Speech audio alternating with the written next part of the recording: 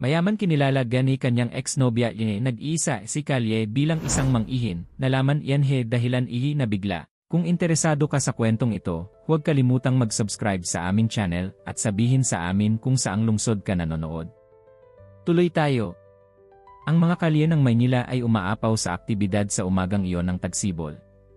Si Ramon Santos, nakadamit ng perpektong Italianong suit na pangsukatan, ay naglalakad ng matatag sa mga bangketa ng Rojas Boulevard. Ang kanyang telepono ay walang tigil na tumutunog, nagpapaalala sa kanya ng hindi mabilang na mga pulong at desisyon na naghihintay sa kanya sa kanyang tour ng salamin at bakal. Sa edad na 45, si Ramon ay ang tunay na larawan ng tagumpay. Nagtayo siya ng isang imperyo ng teknolohiya mula sa wala, at ang kanyang mukha ay madalas makita sa mga pabalat ng magasin ng negosyo. Gayunpaman, habang umiiwas siya sa mga turista at nagmamadaling mga empleyado ng opisina, isang pakiramdam ng kawalan ang bumabalot sa kanya, gaya ng dati kapag pinapayagan niyang ibaba ang kanyang depensa. Noon niya nakita ito.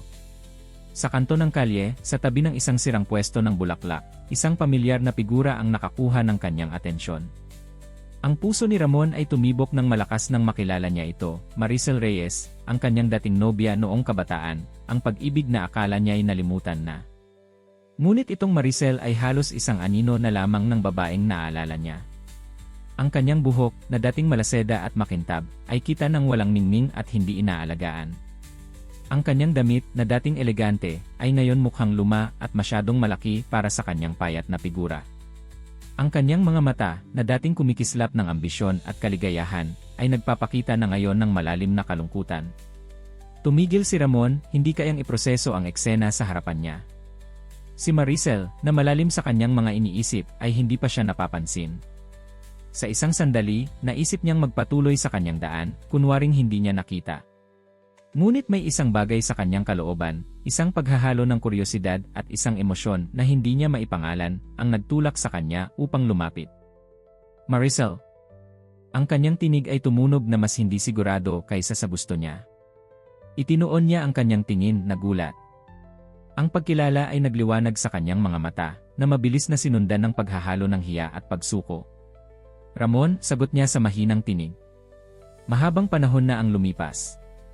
Ang katahimikang sumunod ay hindi komportable, puno ng mga tanong na hindi sinabi at mapait-tamis na mga alaala. Napansin ni Ramon kung paano medyo nagkurut-kurut si Maricel, na parang gusto niyang maglaho. Kumusta ka? Tanong niya, may kamalayan kung gaano ka hindi sapat ang tanong sa mga pangyayari. Naglaro si Maricel ng isang malungkot na ngiti. Nakaranas na ako ng mas magagandang araw, sagot niya na may bahid ng pagbibiro. Tumango si Ramon, hindi alam kung ano ang sasabihin. Ang kanyang isipan ay bumalik sa mga taon ng kolehiyo, nang pareho silang nagbabahagi ng mga pangarap ng pananakop at tagumpay. Si Maricel ay matalino, ambisyoso, puno ng buhay. Nakikita siya ngayon, na sobrang nagbago, ay nagdulot sa kanya ng kirot ng sakit at pagkakasala. May oras ka ba para sa kape? Ang mga salita ay lumabas sa kanyang bibig bago niya mapag-isipan ang mga ito. Nag-alinlangan si Maricel, tumingin sa paligid na parang naghahanap ng labasan. Sa wakas, na may buntong hininga ng pagsuko, tumango siya. Sa palagay ko, sabi niya sa isang tinig na nagmumungkahi na wala na siyang mawawala. Habang naglalakad sila patungo sa pinakamalapit na kapehan, hindi maiwasan ni Ramon na mag-isip sa mga ikot ng buhay. Paano sila umabot sa puntong ito? Ano ang nangyari kay Maricel sa lahat ng mga taong ito? At mas mahalaga, bakit niya nadarama na ang pagkikitang ito ay magbabago ng kanyang buhay magpakailanman? Ang hindi alam ng kanilang dalawa sa sandaling iyon ay ang pagkikitang ito ng pagkakataon sa mga kalye ng Maynila ay ang simula lamang ng isang kwento na susubok sa kanilang mga puso, maghahayag ng mga lihim na matagal nang itinatago, at pipilitin silang harapin ang kanilang nakaraan upang makaharap sa hinaharap.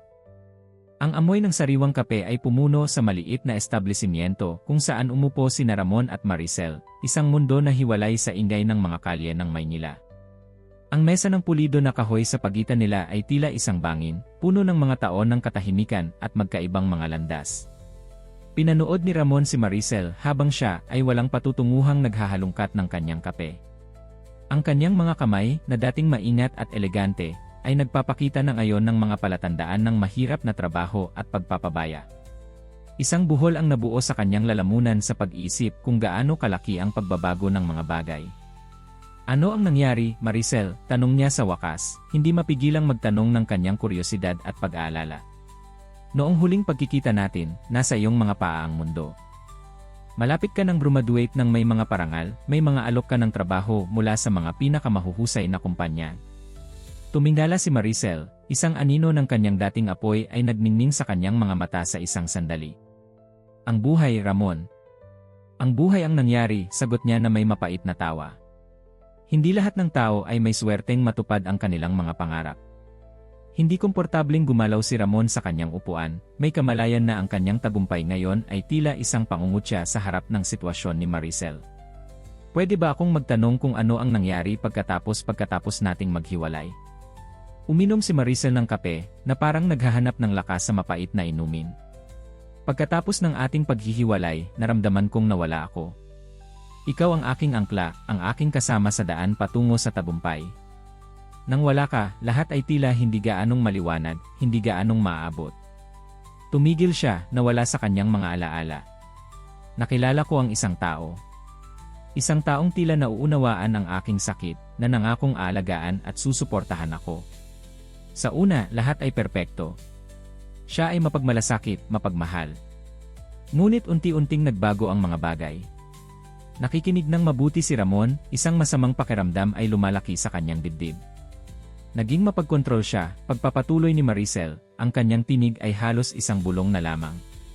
Nagsimula siyang ihiwalay ako sa aking mga kaibigan at pamilya. Pinipintasan niya ang bawat desisyon na ginagawa ko. Bago ko namalayan, iniwan ko na ang aking trabaho, nawalan na ako ng kontak sa lahat ng nagmamalasakit sa akin. At ang pinakamalala ay naniwala akong kasalanan ko ito, na hindi ako sapat na mabuti. Naramdaman ni Ramon na ang galit ay lumalaki sa loob niya. Maricel, iyan ay pang-aabuso. Bakit hindi ka humingi ng tulong? Umiling siya, isang malungkot na ngiti sa kanyang mga labi. Hindi ganoon kadali, Ramon. Kapag nasa ganitong sitwasyon ka, hindi ka nakakakita ng malinaw. Pinaniniwalaan mo ang iyong sarili na bubuti ang mga bagay, na kung susubukan mo lang ng kaunti pa, lahat ay babalik sa kung paano ito sa simula. Gaano katagal? Hindi matapos ni Ramon ang tanong. 7 taon, sagot ni Maricel, ang kanyang tinig ay medyo nababasag. 7 taon ng aking buhay na nawala. Nang sa wakas ay nakahanap ako ng lakas upang umalis, wala akong anuman. Walang trabaho, walang ipon, walang mga kaibigan na mapupuntahan. Sinusubukan kong muling itayo ang aking buhay mula noon, ngunit mahirap kapag tila nagpatuloy ang mundo nang wala ka. Iniunat ni Ramon ang kanyang kamay sa mesa, nag-aalinlangan ng isang sandali bago hawakan ang kay Maricel.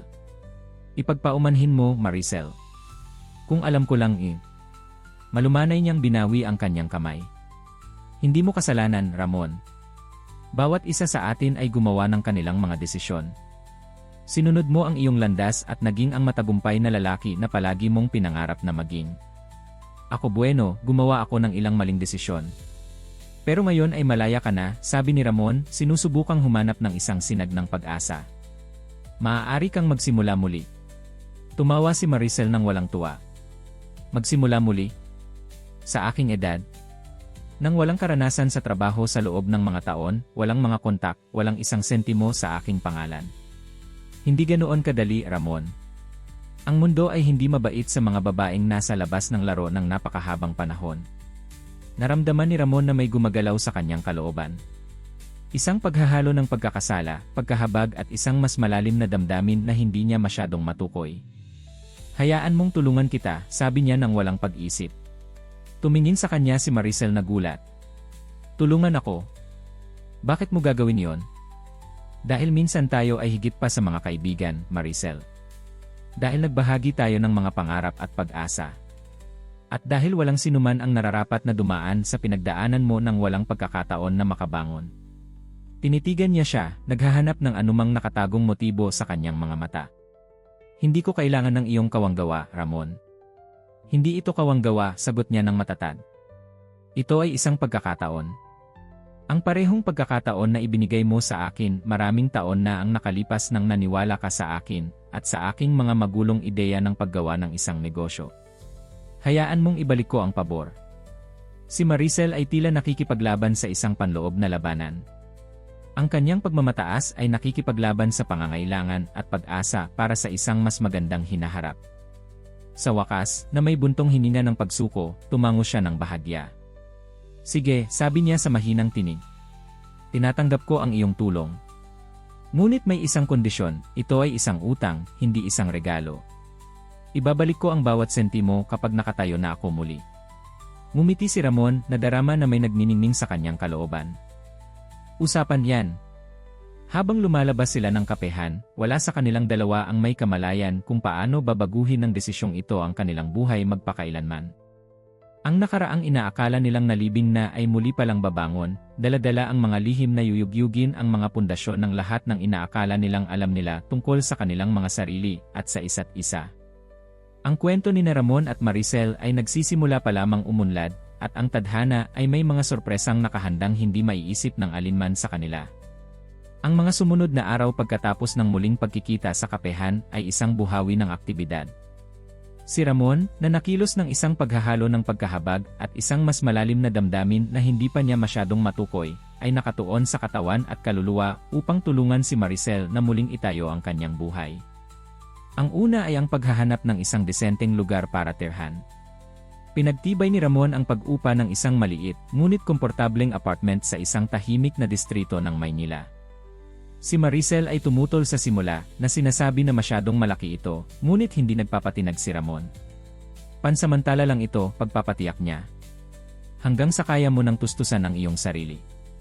Tinanggap ni Maricel ng may kaunting pagdududa, ngunit nakita ni Ramon ang ginhawa sa kanyang mga mata nang pumasok sila sa apartment sa unang pagkakataon. Ito ay simpleng-simple kumpara sa kanyang nakasanayan, ngunit para kay Maricel ito ay kumakatawan sa isang bagong simula, isang ligtas na espasyo pagkatapos ng mga taon ng kawalang katiyakan. Ang susunod na hakbang ay ang pagtulong sa kanya na makahanap ng trabaho. Ito ay naging mas mahirap. Sa kabila ng kanyang matalas na akademikong record, ang mga taon sa labas ng merkado ng trabaho ay nag-iwan kay Maricel sa isang kapinsalaan. Maraming employer ang tumingin sa kanya nang may pag-aalinlangan nang nakita nila ang puwang sa kanyang resume. Ginamit ni Ramon ang kanyang mga kontak, nagtanong sa mga kakilala, ngunit siniguro niyang hindi masyadong magpumilit. Gusto niyang makuha ni Maricel ang trabaho sa pamamagitan ng sarili niyang merito, hindi bilang pabor sa kanya. Sa wakas, pagkatapos ng mga linggo ng paghahanap at pakikipanayam, nakakuha si Maricel ng isang posisyon sa isang maliit na publishing house. Hindi ito ang trabaho sa kanyang mga pangarap, ngunit ito ay isang simula, isang pagkakataon na ipakita ang kanyang halaga at muling itayo ang kanyang kumpiyansa. Sa buong prosesong ito, si Ramon at Maricel ay gumugol ng maraming oras ng magkasama. Sa simula, ang kanilang mga pakikipag-ugnayan ay may bahid ng kawalang ginhawa at hindi nalutas na tensyon. Masyadong maraming kasaysayan sa pagitan nila, masyadong maraming hindi na ipahayag na damdamin. Ngunit unti-unti, habang magkasamang gumagawa sila sa proyekto ng pagtatayo muli kay Maricel, tulad ng pagbibiro ni Ramon dito, ang mga hadlang ay nagsimulang bumagsak. Mga tawang ibinahagi sa mga alaala ng kolehiyo, mahaba-habang pag-uusap tungkol sa kanilang buhay at mga pangarap, mga sandali ng kahinaan kung saan pinapayagan ni Maricel ang kanyang sarili na umiyak at si Ramon ay tahimik na umaalo sa kanya. Para kay Ramon, ang prosesong ito ay gumigising ng mga emosyon na inakala niyang nakalimutan na. Natagpuan niya ang kanyang sarili na palaging nag-isip kay Maricel, nag-aalala sa kanyang kapakanan, nananabik sa kanyang samahan. Ang kanyang buhay, na dati ay umiikot lamang sa kanyang trabaho at tagumpay, ngayon ay may bagong sentro ng grabidad. Si Maricel, sa kanyang bahagi, ay nakikipaglaban sa mga magkaibang damdamin.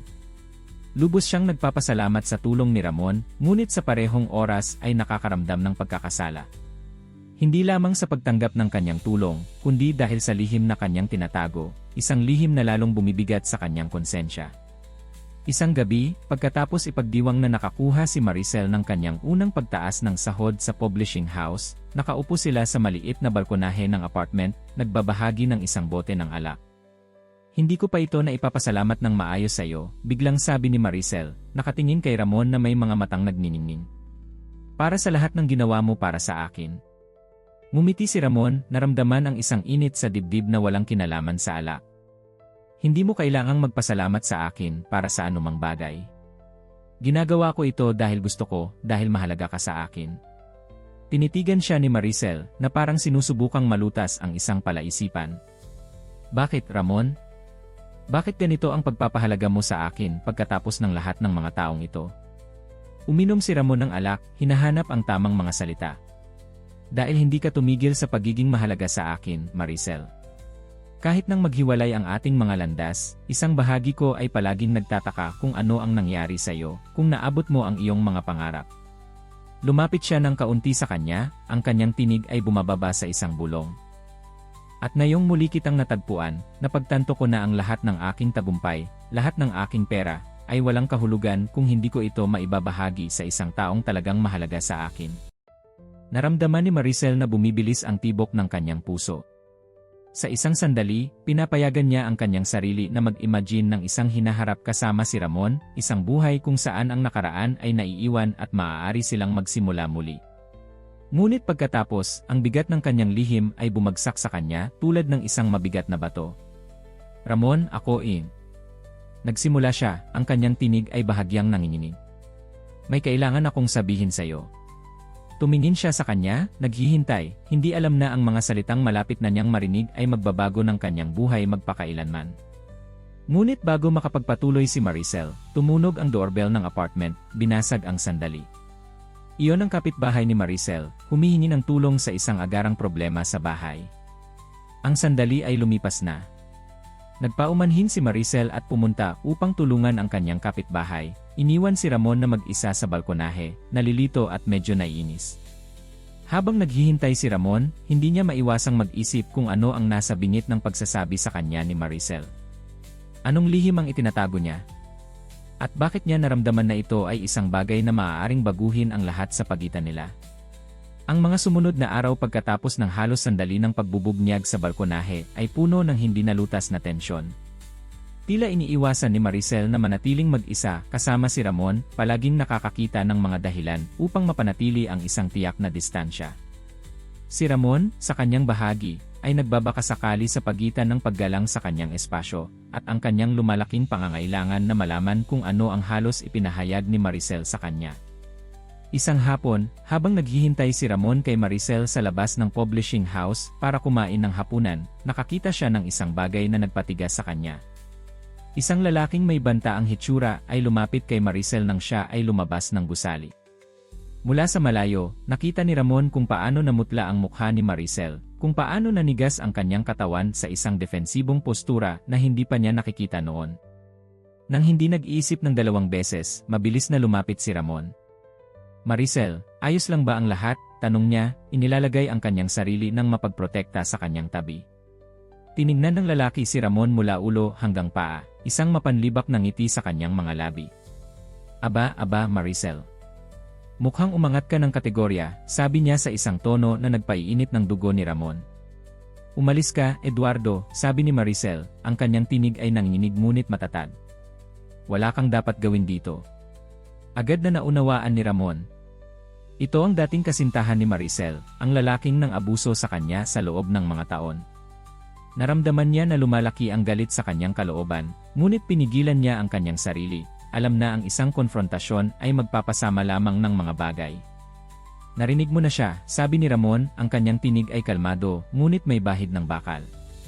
Mas mabuting umalis ka na. Tinignan sila ni Eduardo, ang kanyang ngiti ay nagbabago sa isang mukha ng paghamak. Hindi pa ito tapos, Maricel, sabi niya bago tumalikod at umalis. Sa sandaling nawala sa paningin si Eduardo, bumagsak si Maricel. Hinawakan siya ni Ramon habang nanginginig siya, tahimik na mga luha ay dumadaloy sa kanyang mga pisngi. Halika, sabi niya ng malumanay, ginagabayan siya patungo sa kanyang kotse. Iuwi kita. Ang paglalakbay pabalik sa apartment ni Maricel ay tahimik. Naramdaman ni Ramon ang takot at pagkabalisa na nagmumula sa kanya sa mga alon. Nang dumating sila, sinamahan niya siya hanggang sa kanyang pinto, hindi sigurado kung dapat niya siyang iwanan mag-isa. Manatili ka, pakiusap, bulong ni Maricel, at tumango si Ramon ng walang pag-aalinlangan. Sa loob, bumagsak si Maricel sa sofa, ang kanyang katawan ay nanginginig pa rin ng bahagya. Umupo si Ramon sa tabi niya, malumanay na hinawakan ang kanyang kamay. Gusto mo bang pag-usapan ito? Tanong niya ng malumanay. Huminga ng malalim si Maricel, na para bang nangungulekta ng lahat ng kanyang lakas. Sa palagay ko may utang ako sa iyo ng paliwanag, sabi niya sa wakas. Wala kang utang sa akin ng anuman, Maricel, sagot ni Ramon. Pero nandito ako para makinig kung gusto mong magsalita. Tumango siya at nagsimulang magsalita. Sinabi niya sa kanya ang lahat tungkol sa kanyang relasyon kay Eduardo, kung paano ito nagsimula ng kaakit-akit at kung paano, unti-unti, naging isang bangungot ng kontrol at pang-aabuso. Kinausap niya siya tungkol sa mga taon ng takot, ng pakiramdam na nakulong, ng pagkawala ng kanyang pagkakakilanlan. Tahimik na nakinig si Ramon, ang kanyang puso ay nagdurugo sa bawat salita. Gusto niyang protektahan siya, gusto niyang burahin ang lahat ng sakit na dinanas niya. Pero may iba pa, sabi ni Maricel sa wakas, ang kanyang tinig ay halos bulong na lamang. Isang bagay na sinusubukan kong sabihin sa iyo sa loob ng ilang araw. Tiningnan siya ni Ramon, naghihintay, nadarama na sila ay nasa bingit ng isang mahalagang bagay. Huminga ng malalim si Maricel, tinitipon ang lahat ng kanyang tapang. Ramon, noong naghiwalay tayo ako buntis ako. Parang tumigil ang mundo para kay Ramon. Ang mga salita ni Maricel ay umalinggaw sa kanyang ulo, hindi kayang lubos na maiproseso ang mga ito. Ano, sa wakas ay nakasabi siya, ang kanyang tinig ay bahagyang naririnig. Buntis ako, inulit ni Maricel, may mga luhang tumutulo sa kanyang mga pisngi. Sayo. Pero takot ako, nalilito. Hindi ko alam kung ano ang gagawin. At pagkatapos nakilala ko si Eduardo, at siya kinumbinsi niya ako na hindi ko maaaring isilang ang sanggol, nasisira nito ang aking buhay. Naramdaman ni Ramon na nagkulang siya sa paghinga. Isang anak. Nagkaroon siya ng isang anak at hindi niya alam kailanman. Ano ang nangyari sa sanggol? Tanong niya, natatakot sa sagot. Isinara ni Maricel ang kanyang mga mata, na para bang ang alaala ay masyadong masakit. Ibinigay ko siya para sa pag-aampon, sabi niya sa wakas. Pinilit ako ni Eduardo, sinabi niya sa akin na yon ang pinakamabuti. Nawala ako noon, napaka-vulnerable. Pumayag ako. Ngunit ito ang pinakamalaking pagsisisi ng aking buhay. Tumayo si Ramon, kailangang gumalaw, iproseso ang impormasyon. Isang anak. Mayroon siyang anak sa kung saan. Isang anak na hindi niya nakilala kailanman, na lumaki nang hindi alam kung sino ang kanyang mga tunay na magulang. Bakit hindi mo sinabi sa akin? Tanong niya, ang kanyang tinig ay naghahalo ng sakit at pagkalito. Bakit naghintay ka ng ganito katagal? Natakot ako, sagot ni Maricel, ang kanyang tinig ay nababasag. Natakot sa iyong reaksyon, natakot na harapin kung ano ang nagawa ko. At pagkatapos, nang bumalik ka sa aking buhay, tinutulungan ako. Natakot akong mawala ka muli. Tumalikod si Ramon sa kanya, nakikita ang sakit at pagsisisi sa kanyang mga mata. Gusto niyang magalit, gusto niyang sigawan siya sa pagtatago ng isang bagay na napaka-importante. Ngunit sa pagtingin sa kanya, napaka-vulnerable at takot, naramdaman niya lamang ang isang malalim na kalungkutan para sa lahat ng nawala sa kanila. Lumuhod siya sa harap niya, kinuha ang kanyang mga kamay sa kanyang sarili. Maricel, sabi niya ng malumanay, hindi ko masasabi na hindi ako nasasaktan. Ito ay napakalaki. Ngunit nauunawaan ko kung bakit mo ginawa yon. At hindi kita iiwan mag-isa dito. Tumingin sa kanya si Maricel, nagulat sa kanyang reaksyon. Hindi mo ba ako kinamumuhian? Umiling si Ramon. Hindi kita maaaring kamuhian, Maricel. Ngunit kailangan ko ng oras para iproseso ito. At kailangan nating mag-usap pa, unawain kung ano ang ibig sabihin nito para sa atin, para sa ating hinaharap. Ang ating hinaharap, tanong ni Maricel, isang sinag ng pag-asa sa kanyang tinig. Sagot ni Ramon ng matatag. Dahil sa kabila ng lahat, ang aking damdamin para sa iyo ay hindi nagbago. At ngayon kailangan nating alamin kung ano ang nangyari sa ating anak. Tumango si Maricel, mga luha ng ginhawa at pag-asa ay naghahalo sa mga luha ng sakit at pagsisisi. Hahanapin natin siya, sabi niya. Magkasama. Habang niyayakap nila ang isa't isa, pareho silang nakakaalam na ito ay ang simula lamang ng isang mahaba at mahirap na daan. Kailangan nilang harapin ang kanilang nakaraan, hanapin ang kanilang anak, at subukang bumuo ng isang hinaharap na magkasama sa kabila ng mga hadlang. Ngunit sa unang pagkakataon sa mahabang panahon, pareho sina Ramon at Maricel na naramdaman na may lakas sila upang harapin ang anumang darating, hanggat magkasama sila. Ang mga sumunod na araw pagkatapos ng revelasyon ni Maricel ay isang buhawi ng emosyon para sa kanilang dalawa. Si Ramon ay nagpapalit-palit sa pagitan ng pagkabigla, kalungkutan at isang malakas na determinasyon na hanapin ang kanyang anak.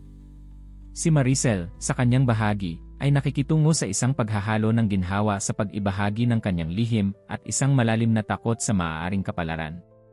Napagpasyahan ni Ramon na magpahinga muna sa kanyang trabaho upang makatuon sa paghahanap.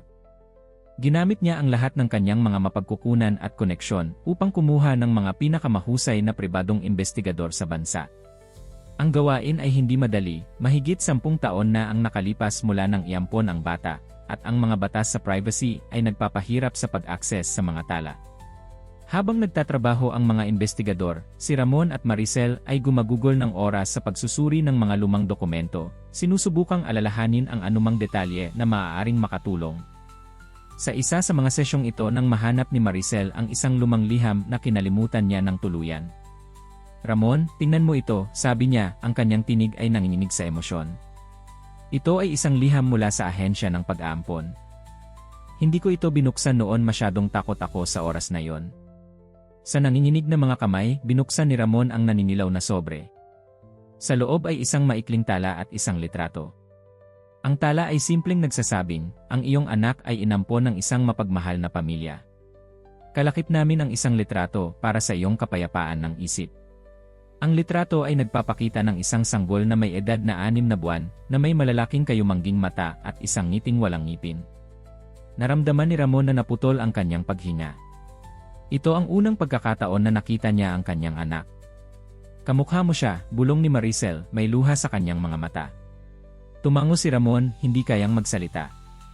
Ang pagkakita sa litrato ng kanyang anak, isang anak na hindi niya nakilala kailanman, ay nagpagising sa kanya ng mas matinding determinasyon.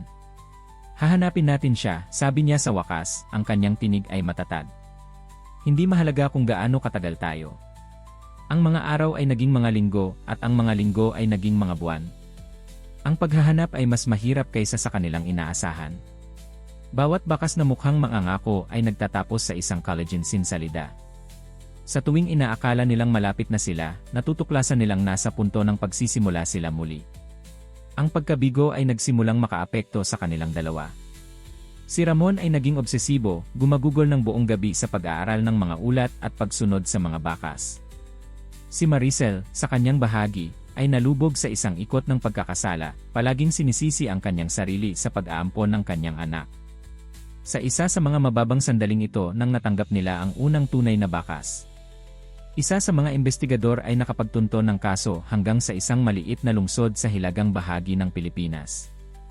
"Mayroon tayong pangalan," sabi ng investigador sa telepono.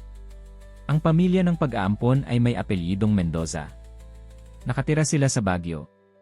Tiningnan ni Ramon at Maricel ang isa't isa, isang paghahalo ng pag-asa at takot sa kanilang mga mata. Mas malapit na sila kaysa dati sa paghahanap ng kanilang anak, ngunit mas malapit din sa pagharap sa katotohanan ng ibig sabihin nito. "Ano ang gagawin natin ngayon?" tanong ni Maricel, ang kanyang tinig ay halos bulong. Hinawakan ni Ramon ang kanyang kamay, malumanay na pinisil ito. "Pupunta tayo sa Baguio," sabi niya ng may determinasyon. "Panahon na para makilala natin ang ating anak." Habang naghahanda sila para sa kanilang paglalakbay patungong Baguio, pareho silang may kamalayan na malapit na nilang baguhin hindi lamang ang kanilang mga buhay, kundi pati na rin ang buhay ng batang ibinigay nila para sa pag-aampon. Ang emosyon ng pagiging malapit sa paghahanap sa kanya ay naghahalo sa takot sa kung paano siya magre-react, kung paano magre-react ang kanyang pamilya ng pag-aampon. Handa ba siyang makilala sila? Galit ba siya sa kanila dahil ibinigay nila siya para sa pag-aampon? Paano ito makakaapekto sa pamilyang nag-alaga sa kanya sa loob ng lahat ng mga taong ito? Ang mga tanong na ito ay bumagabag sa kanila habang sumasakay sila sa eroplano patungong Baguio, patungo sa isang hinaharap na hindi tiyak ngunit puno ng mga posibilidad. Ang hindi nila alam ay ang tadhana ay may nakahandang higit pang mga sorpresa kaysa sa kanilang maisip, at ang kanilang paghahanap ay malapit ng kumuha ng isang hindi inaasahang pagliko na susubok sa kanilang pag-ibig, determinasyon at kakayahang magpatawad. Lumapag ang eroplano sa paliparan ng Baguio sa isang maulan na hapon. Sina Ramon at Maricel ay bumaba ng eroplano na may paghahalo ng kaba at pag-asam. Ang Baguio, na may mga batong kalsada at medieval na arkitektura, ay tila isang magkaibang mundo mula sa abalang Maynila na kanilang iniwan. Nag-check-in sila sa isang maliit na hotel sa gitna ng lungsod, kung saan plano nilang simulan ang kanilang paghahanap. Binigyan sila ng investigador ng isang address, Sampaguita Street, bilang 23. Ang bahay ng pamilyang Mendoza. Sa tingin mo ba dapat tayong pumunta ng direkta? Tanong ni Maricel, habang sila ay nag-umpak sa silid ng hotel. Hinawakan ni Ramon ang kanyang buhok, isang galaw na natutunan ni Maricel na kilalanin bilang isang palatandaan ng kanyang kaba. Hindi ko alam, inamin niya. Bahagi ng akin ay gustong tumakbo doon ngayon din, pero paano kung hindi sila handa na makita tayo? Paano kung tatakutin natin siya? Tumango si Maricel, lubos na nauunawaan ang kanyang mga pag-aalinlangan. Ito ang parehong mga bagay na bumagabag sa kanya. Napagpasyahan nilang maglakad-lakad sa lungsod upang linawin ang kanilang mga ideya. Habang naglalakad sila sa mga batong kalsada, naglalakad sa tabi ng maringal na katedral ng Baguio, napansin ni Ramon na nanginginig ng bahagya si Maricel. Ayos ka lang ba? Tanong niya, hinawakan ang kanyang kamay. Umiling si Maricel. Natatakot ako, Ramon, inamin niya. Paano kung galit siya sa atin? Paano kung ang kanyang pamilya ng pag-aampon ay ayaw na lumapit tayo sa kanya? Niyakap siya ni Ramon, sa gitna ng kalye, hindi alintana ang mausisang mga tingin ng mga nagdaraan. Hindi natin maaaring kontrolin kung paano sila magre-react, sabi niya ng malumanay. Pero magkasama tayo dito. Ano man ang mangyari, nandito tayo para sa isa't isa. Tumango si Maricel sa kanyang dibdib, nakakakita ng ginhawa sa kanyang mga salita at sa kanyang yakap. Nang humiwalay sila, pareho silang nakakaramdam ng medyo mas malakas, medyo mas handa para sa kung ano ang naghihintay sa kanila. Napagpasyahan nila na ang pinakamabuting paraan ay ang lumapit muna sa pamilyang Mendoza ng hindi direkta. Ginamit ni Ramon ang kanyang mga kontak upang ayusin ang isang pagpupulong sa isang lokal na manggagawa sa lipunan, umaasa na makakakuha ng higit pang impormasyon tungkol sa proseso ng pag-aampon sa rehiyon at, sana, ilang detalye tungkol sa pamilyang hinahanap nila. Ang pagpupulong ay nakatakda para sa susunod na umaga. Nang gabing iyon, wala sa kanila ang nakatulog ng marami.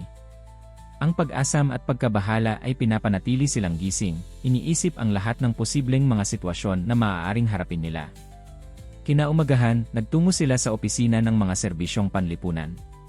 Ang social worker, isang babaeng nasa gitna ng edad na nagngangalang Ligaya, ay tumanggap sa kanila na may isang mabait ngunit propesyonal na ngiti. Nauunawaan ko na naghahanap kayo ng impormasyon tungkol sa isang pag-aampon, sabi niya pagkatapos ng mga paunang pagpapakilala. Tumango si Ramon. Naghahanap kami ng aming anak na inampon. Ibinigay siya para sa pag-aampon mahigit 10 taon na ang nakalipas. Tiningnan sila ni Ligaya na may paghahalo ng pag-unawa at pag-ingat. Nauunawaan ko na ito ay dapat na napaka-importante para sa inyo, sabi niya ng malumanay. Ngunit dapat ninyong maunawaan na ang mga pag-aampon ay mga komplikadong legal na proseso na idinisenyo upang protektahan ang lahat ng partido, lalo na ang mga bata.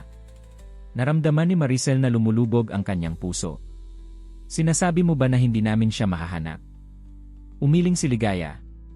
Hindi eksaktong ganoon. Ngunit ang proseso ay dapat sumunod sa ilang mga protokol. Hindi namin basta maaaring bigyan kayo ng impormasyon tungkol sa pamilya ng pag-aampon nang walang pahintulot nila. Yumuko si Ramon. Nauunawaan at iginagalang namin yan. Ngunit, mayroon bang paraan na maaari ninyong kontakin ang pamilya sa aming ngalan? Ipaliwanag ang sitwasyon. Tila isinalang-alang ni Ligaya ang ideya. Maaaring posible, sabi niya sa wakas. Ngunit kailangan ko ng higit pang mga detalye tungkol sa pag-aampon. Mga petsa, mga pangalan, anumang dokumento na mayroon kayo. Kinuha ni Maricel ang liham na natagpuan nila, ang may lamang litrato ng kanilang anak na sanggol. Ibinigay niya ito kay Ligaya na may nanginginig na mga kamay. Sinuri ni Ligaya ang liham at ang litrato ng mabuti. Biglang nagbago ang kanyang ekspresyon, isang paghahalo ng sorpresa, at isang bagay pa na hindi matukoy ni Ramon ang gumuhit sa kanyang mukha. May nangyayari ba? Tanong niya, napansin ang pagbabago sa kanyang ugali. Tumingin sa kanila si Ligaya, at pagkatapos ay muling tumingin sa litrato. Kilala ko ang batang ito, sabi niya sa wakas. Nagtinginan sina Ramon at Maricel, nagulat. Paano ito maaari? Tanong ni Maricel. Malalim na bumuntong hininga si Ligaya. Dahil ako ang humawak sa kanyang kaso ng pag-aampon. At dahil nakita ko siyang lumalaki. Ang katahimikang sumunod sa pahayag na ito ay nakabibingi. Si Ramon ang unang nakabawi ng tinig. Ano ang ibig mong sabihin na nakita mo siyang lumalaki? Tila nakikipagbaka si Ligaya sa kanyang sarili ng isang sandali bago sumagot. Ang pamilyang Mendoza sila ang aking mga kapitbahay. Nakita ko ang inyong anak, si Lito, lumaki sa loob ng lahat ng mga taong ito. Dinala ni Maricel ang isang kamay sa kanyang bibig, inihihinto ang isang hikbi. Nilagyan ni Ramon ng braso ang palibot niya, sinusubukang mapanatili ang composure. Pakiusap, sabi niya, ang kanyang tinig ay halos bulong. Kailangan naming malaman pa. Kumusta siya? Masaya ba siya? Tiningnan sila ni Ligaya ng may pagkahabag. Si Lito ay isang kahanga-hangang bata. Matalino, mabait, puno ng buhay. Ang kanyang mga magulang na umampon sa kanya ay nagmamahal sa kanya at binigyan siya ng isang buhay na puno ng pag-ibig at mga pagkakataon. Tahimik na umiyak si Maricel, isang paghahalo ng ginhawa at sakit sa kanyang mga luha. Ang pagkaalam na ang kanyang anak ay maayos, na siya ay masaya, ay isang kapanatagan. Ngunit ginawa rin nitong mas tunay ang pagkawala ng lahat ng mga taong iyon na hindi nila naibahagi sa kanya. Ano ang magagawa natin ngayon? Tanong ni Ramon. Mayroon bang paraan para makilala namin siya? Tiningnan sila ni Ligaya ng seryoso. Ito ay isang napakadelikadong sitwasyon. Hindi alam ni Lito na siya ay inampon. Ang kanyang mga magulang ay palaging nagplanong sabihin sa kanya, ngunit hindi pa nila nagagawa. Ang pagpapakilala sa inyo sa kanyang buhay ngayon ay maaaring nakakalito at potensyal na nakakapinsala para sa kanya.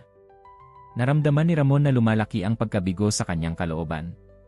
Nakarating na sila ng napakalayo, napakalapit na sila, at ngayon tila may isang hindi maaaring maabot na pader sa pagitan nila at ng kanilang anak. Pero may karapatan siyang malaman ang katotohanan, pinagtatalunan niya. Mayroon kaming karapatan na makilala siya. Tumango si Ligaya ng may pag-unawa. Nauunawaan ko ang inyong pananaw. Ngunit dapat din niyong isipin kung ano ang pinakamabuti para kay Lito. Ang ganitong uri ng paghahayag ay maaaring traumatiko kung hindi ito maayos na pinangangasiwaan. Si Maricel, na tahimik, sa wakas ay nagsalita. Paano kung maghintay tayo, sabi niya ng malumanay. Kung bibigyan natin ng panahon ang kanyang mga magulang upang sabihin sa kanya ang katotohanan. Tiningnan siya ni Ramon, nagulat. Maricel, naghintay na tayo ng napakatagal. Hinawakan niya ang kanyang kamay. Alam ko. Ngunit tama si Ligaya. Kailangan nating isipin kung ano ang pinakamabuti para kay Lito. Hindi tayo maaaring pumasok sa kanyang buhay at baligtarin ito nang hindi nalalaman. Tila nabawasan ang loob ni Ligaya sa mungkahi ni Maricel. Sa tingin ko iyon ang pinakamabuting opsyon. Maaari akong makipag-usap sa mga Mendoza, ipaliwanag ang sitwasyon. Bigyan sila ng panahon na iproseso ang impormasyong ito at magpasya kung paano at kailan makikipag-usap kay Lito. Gusto pang magtalo ni Ramon, gusto niyang maging kumbinsido na makita ang kanyang anak kaagad. Ngunit sa pagtingin kay Maricel, sa pagkakita ng determinasyon at pag-ibig sa kanyang mga mata, alam niyang tama siya. Naghintay na sila ng mahigit 10 taon, maaari silang maghintay ng kaunti pa kung nangangahulugan iyon na ginagawa nila ang mga bagay ng tama. Sige, sabi niya sa wakas. Maghihintay kami. Ngunit pakiusap, panatilihin kaming nabibigyan ng impormasyon. At kung mayroong anumang bagay na maaari naming gawin. Tumango si Ligaya. Ipinangako ko na gagawin ko ang lahat ng aking makakaya upang pangasiwaan ito sa pinakamabuting paraan para sa lahat. Si Lito ay isang hindi pangkaraniwang bata, at nararapat siyang malaman ang katotohanan tungkol sa kanyang pinagmulan. Ngunit kailangan nating gawin ito sa tamang paraan. Habang lumalabas sila sa opisina ni Ligaya, sina Ramon at Maricel ay nag-isip na nadaig ng paghahalo ng mga emosyon. Napakalapit nila sa kanilang anak at gayunpaman, nananatili silang napakalalayo. Ngunit sa unang pagkakataon sa loob ng mga taon, may pag-asa sila. Alam nila na ang kanilang anak ay maayos, na siya ay masaya. At bagaman ang daang nakalatag sa kanilang harapan ay nananatiling hindi tiyak, kahit papaano ngayon ay mayroon na silang direksyon. Sa tingin mo ba tama ang ginawa natin? Tanong ni Ramon habang naglalakad sila pabalik sa hotel. Pinisil ni Maricel ang kanyang kamay. Sa tingin ko ginagawa natin ang pinakamamabuti para kay Lito. At iyon ang pinakamahalaga. Habang naglalakad sila sa mga kalye ng Baguio, pareho silang nagtataka kung sa anumang punto ay nakasalubong na nila ang kanilang anak nang hindi nalalaman. Kung ang alinman sa mga batang nakita nilang naglalaro sa parke o lumalabas ng paaralan ay maaaring si Lito. Ito ay isang ideya na nagpuno sa kanila ng pangungulila at pag-asa ng sabay. Ang hindi nila alam ay ang tadhana ay may nakahandang isang pakikipagkita na wala sa kanilang nahulaan. Isang pakikipagkita na susubok sa kanilang pasensya, sa kanilang pag-ibig at sa kanilang kakayahang magpatawad. Ang mga araw sa Baguio ay naging isang kakaibang paghahalo ng pag-aasam na pagkabalisa at maingat na paggalugad. Napagpasyahan ni Ramon at Maricel na manatili sa lungsod, hindi kayang lumayo sa pagkakaalam na ang kanilang anak ay napakalapit. Ginugol nila ang mga araw sa paglilibot sa mga batong kalye, pagbisita sa katedral, paglalakad sa Burnham Park, palaging umaasa na makikita kahit mula sa malayo si Lito. Isang hapon, habang naglalakad sa Burnham Park, biglang tumigil si Maricel, mahigpit na pinisil ang braso ni Ramon. Tignan mo, bulong niya, mahina na tinuturo sa isang grupo ng mga batang naglalaro ng soccer sa isang bukas na espasyo. Sinundan ni Ramon ang kanyang tingin at naramdamang tumibok ng malakas ang kanyang puso. Sa mga bata ay may isa na kakaibang kahawig ng litrato na ipinakita sa kanila ni Ligaya ni Lito. Mayroon siyang parehong maitim at kulot na buhok, parehong mga mapahayag na mata. Tumatawa siya, tumatakbo sa likod ng bola na may nakahahawang sigla. Sa tingin mo ba siya iyon? Tanong ni Ramon, ang kanyang tinig ay halos hindi marinig. Tumango si Maricel, hindi makapagsalita. Pareho silang nanatili doon, na paralisa, pinapanood ang batang maglaro. Gusto nilang lumapit, kausapin siya, yakapin siya. Ngunit alam nilang hindi nila magagawa. Nangako silang maghihintay, bigyan ng oras ang mga Mendoza upang pangasiwaan ang sitwasyon. Biglang nakatakas ang bola mula sa grupo ng mga bata at gumulong patungo sa kinaroroonan ni Ramon at Maricel. Nang hindi nag-iisip, hininto ni Ramon ito gamit ang kanyang paa. Ang batang inaakala nilang si Lito ay tumakbo patungo sa kanila. Pasensya na po, kuya. Pwede niyo bang ipasa ang bola? Sabi niya na may mabait na ngiti. Naramdaman ni Ramon na nagkaroon siya ng buhol sa kanyang lalamunan. Malumanay niyang sinipa ang bola patungo sa bata. Ito, nagawang sabihin niya. Maganda ang laro ninyo dyan. Mas lumapad pa ang ngiti ng bata. Salamat po. Nagsasanay kami para sa tournament ng paaralan. Gusto niyo po ba ng soccer? Bago pa makasagot si Ramon, isang tinig ang tumawag mula sa grupo ng mga bata. Lito! Tara na, ikaw na ang turn magsasampa. Ang bata, si Lito, ngayon ay sigurado na sila, ay kumaway paalam at tumakbo pabalik sa kanyang mga kaibigan. Nanatili doon sina Ramon at Maricel, nababalisa sa maikling pakikipagkita. Nakausap nila ang kanilang anak, narinig nila ang kanyang tinig, nakita nila ang kanyang ngiti. Ito ay higit pa sa kanilang inaasahan, at kasabay nito, hindi ito sapat. Siya ay perpekto, bulong ni Maricel, may mga luhang tumutulo sa kanyang mga pisngi. Niyakap siya ni Ramon, nadarama ang kanyang sariling mga luha na nagbabantang bumagsak. Nasya, sumasang-ayon siya. At mukhang masaya siya. Pinagmasdan nila ang laro ng kaunti pa, umiinom ng bawat galaw ni Lito, sinusubukang iukit sa kanilang alaala ang bawat detalye ng kanilang anak. Sa wakas, nang ang araw ay magsimulang lumubog at ang mga bata ay nagsimulang magkalat, napagpasyahan nilang umalis. Habang naglalakad sila pabalik sa kanilang hotel, isang pugay ng mga emosyon ang bumalot sa kanila. Galak sa pagkakita sa kanilang anak, sakit sa hindi pagkakaroon ng kakayahang ipahayag kung sino sila, takot sa kung ano ang maaaring dumating. Sa tingin mo ba dapat nating sabihin kay Ligaya na nakita natin siya? Tanong ni Maricel. Nag-isip si Ramon sandali. Marahil dapat natin. Maaaring makatulong na mapabilis ang mga bagay sa mga Mendoza. Napagpasyahan nilang dumaan sa opisina ni Ligaya kinabukasan. Nang ikinuwento nila ang kanilang pakikipagkita sa parke, tila nag-aalala si Ligaya. Nauunawaan ko kung gaano kahirap ito dapat para sa inyo, sabi niya nang may simpatya. Ngunit dapat kayong maging maingat. Kung makikita kayo ng mga Mendoza na nangingialam kay Lito, maaari silang matakot at gawing komplikado ang mga bagay. Hindi kami nangingialam, pinangalagaan ni Ramon. Isa itong pagkakataon. Bumuntong hininga si Ligaya. Alam ko, ngunit subukang unawain ang kanilang pananaw. Pinalaki nila si Lito bilang kanilang sarili ng higit sa isang dekada. Ang ideya ng kanyang mga tunay na magulang na biglang lumitaw sa kanyang buhay ay malamang na nakatatakot para sa kanila. Tumango si Maricel, nauunawaan. Nakausap ka na ba sa kanila? Alam ba nila na nandito kami? Nakausap ko na sila, kinumpirma ni Ligaya.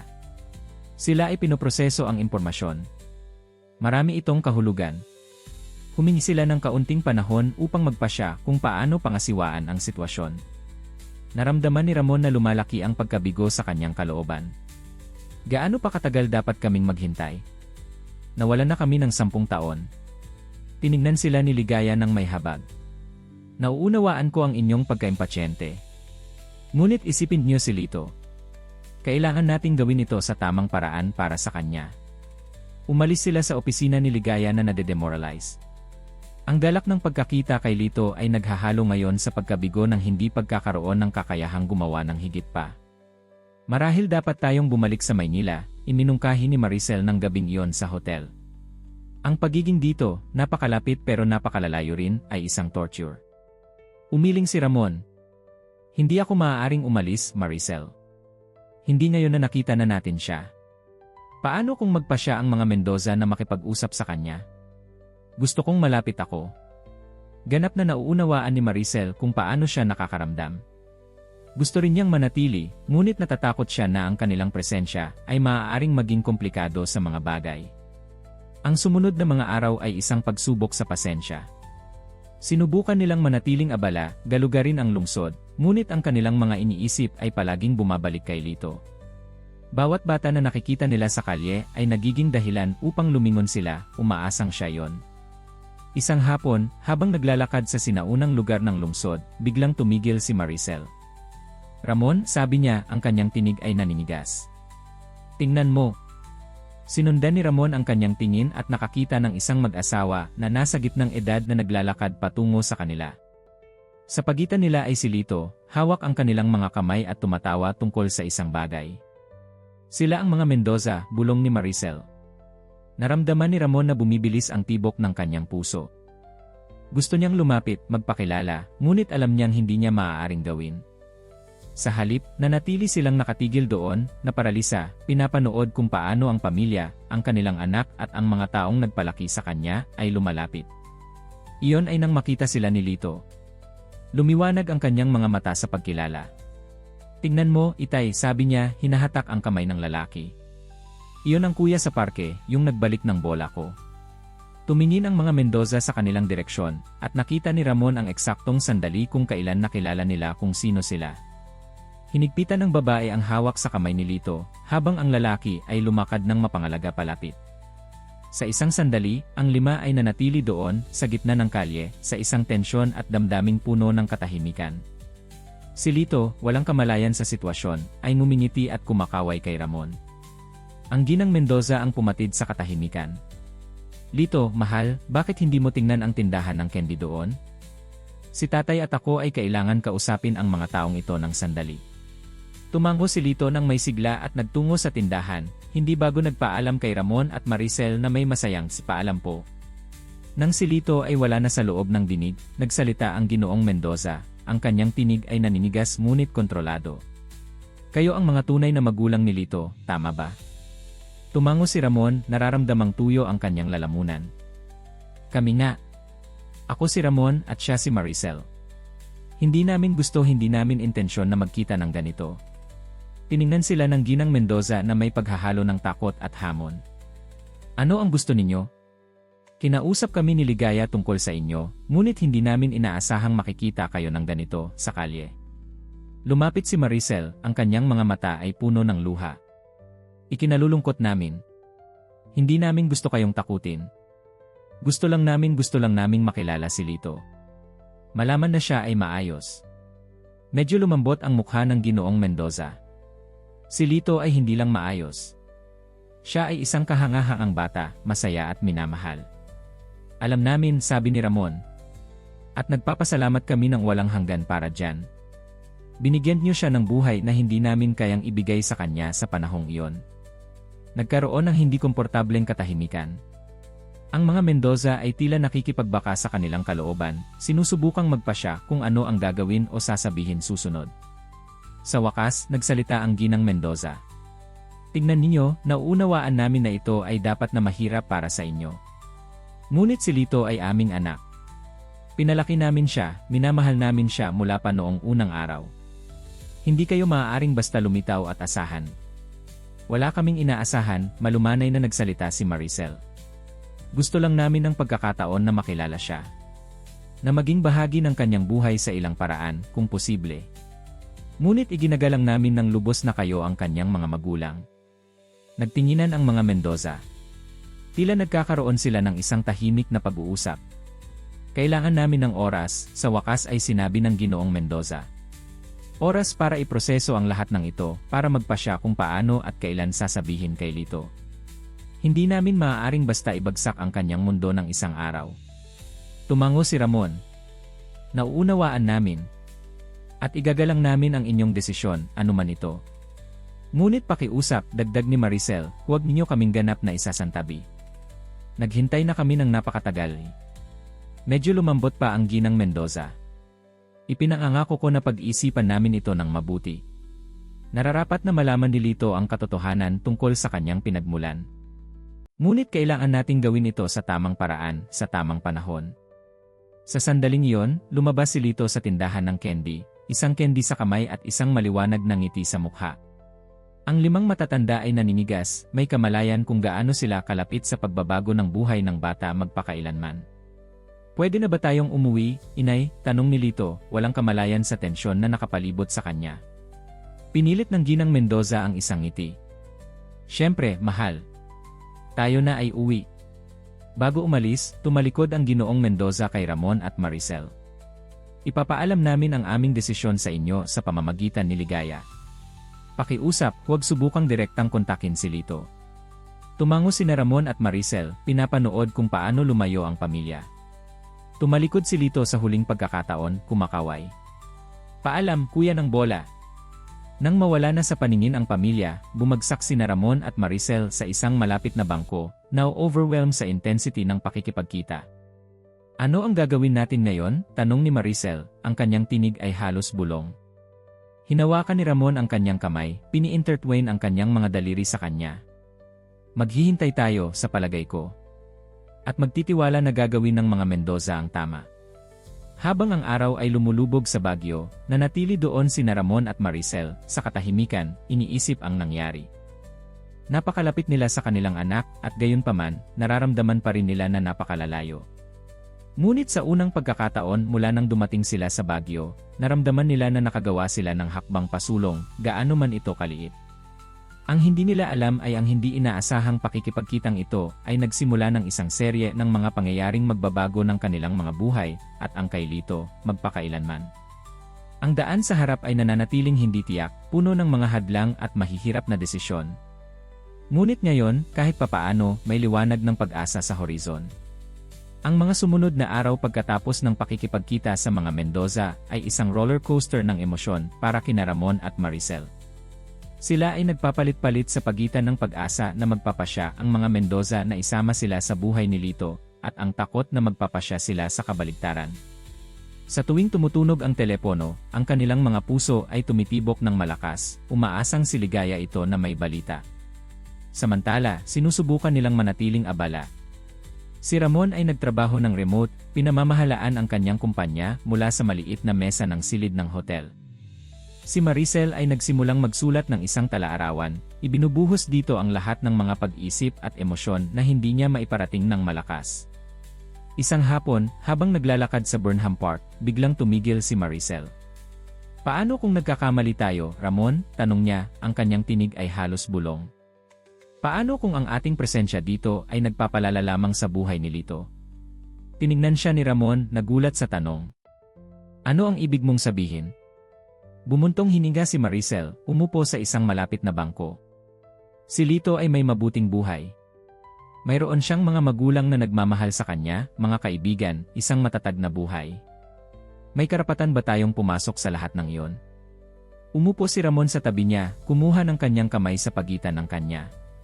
Maricel, nararapat kay Lito na malaman ang katotohanan tungkol sa kanyang pinagmulan. At tayo nararapat sa ating ang pagkakataon na makilala siya, na maging bahagi ng kanyang buhay sa kung anong paraan. Alam ko, sabi ni Maricel, mga luha ay bumubuo sa kanyang mga mata. Pero paano kung nalilito siya sa ating presensya? Paano kung mas masasaktan natin siya kaysa sa makakatulong? Bago pa makasagot si Ramon, tumunog ang kanyang telepono. Si Ligaya ito. Ang mga Mendoza ay gumawa na ng desisyon, sabi ni Ligaya nang walang panimula. Gusto nilang makipagkita sa inyo bukas sa aking opisina. Bumilis ang puso ni Ramon. May sinabi pa ba sila sa'yo? Ano ang kanilang desisyon?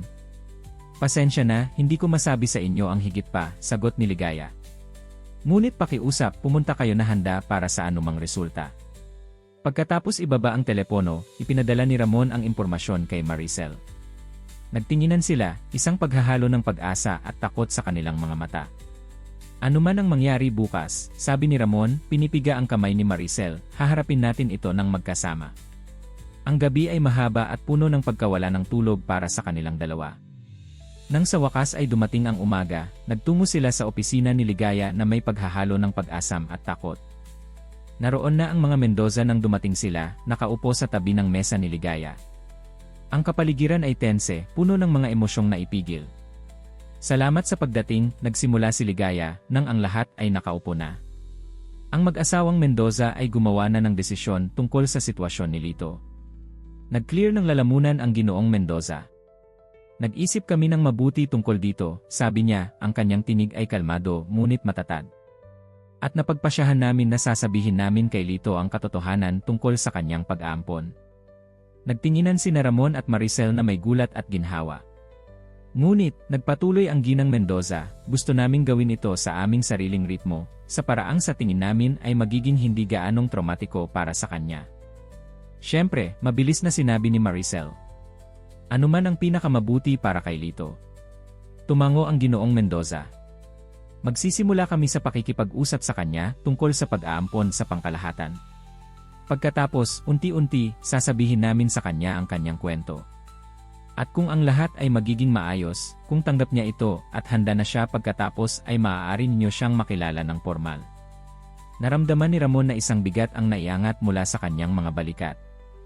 Hindi ito ang lahat ng inaasahan nila, ngunit ito ay isang simula. Salamat, sabi niya, ang kanyang tinig ay puno ng emosyon. Hindi niyo alam kung gaano kahalaga ito para sa amin. Tiningnan sila ng Ginang Mendoza, at sa unang pagkakataon, nakita ni Ramon ang pag-unawa sa kanyang mga mata. Alam namin na hindi rin ito madali para sa inyo, sabi niya ng malumanay. Ngunit si Lito ang aming prioridad. At sa amin din, dagdag ni Maricel. Gusto lang namin ang pinakamabuti para sa kanya. Si Ligaya na tahimik na nakikinig ay nakialam. Sa tingin ko ito ay isang magandang plano. Ngunit dapat tayong maging handa para sa anumang reaksyon ni Lito. Maaari niyang tanggapin ito ng madali, o maaaring magkaroon siya ng kahirapan sa pagproseso nito. Lahat sila ay tumango, may kamalayan sa delikadong sitwasyon kung saan sila ay pumapasok. Gaano katagal sa tingin niyo ang aabutin ng buong prosesong ito? Tanong ni Ramon. Nagtinginan ang mga Mendoza. Hindi namin maaaring bigyan ito ng isang timeline, sabi ng Ginoong Mendoza. Maaaring ilang linggo o maaaring ilang buwan. Depende ito sa kung paano magre-react si Lito sa bawat hakbang. Tumango sina Ramon at Maricel, nauunawaan ang pangangailangan sa pasensya. Samantala, sabi ng Ginang Mendoza, sa tingin namin ay mas mabuti kung babalik kayo sa Maynila. Naramdaman ni Ramon na lumulubog ang kanyang puso. Ang ideya ng paglayo kay Lito, ngayong napakalapit na nila, ay masakit. Nauunawaan namin na gusto ninyong malapit, nagpatuloy siya, nakikita ang kanyang reaksyon. Ngunit ang pananatili ninyo dito sa Baguio ito ay isang patuloy na tukso na makita si Lito bago ang tamang oras. At iyon ay maaaring magpalala ng mga bagay. Hinawakan ni Maricel ang kamay ni Ramon, binibigyan siya ng isang nakagiginhawang pagpisil. Tama sila, sabi niya ng malumanay. Dapat nating gawin kung ano ang pinakamabuti para kay Lito. Dahan-dahang tumango si Ramon, tinatanggap ang lohika ng sitwasyon, kahit na nagpo-protesta ang kanyang puso. Pananatilihin namin kayong may impormasyon sa bawat hakbang, nangako ang Ginoong Mendoza.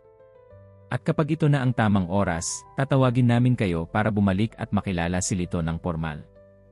Pagkatapos makasundo ang mga huling detalye at magpalitan ng impormasyon sa pakikipag-ugnayan, ang pagpupulong ay natapos.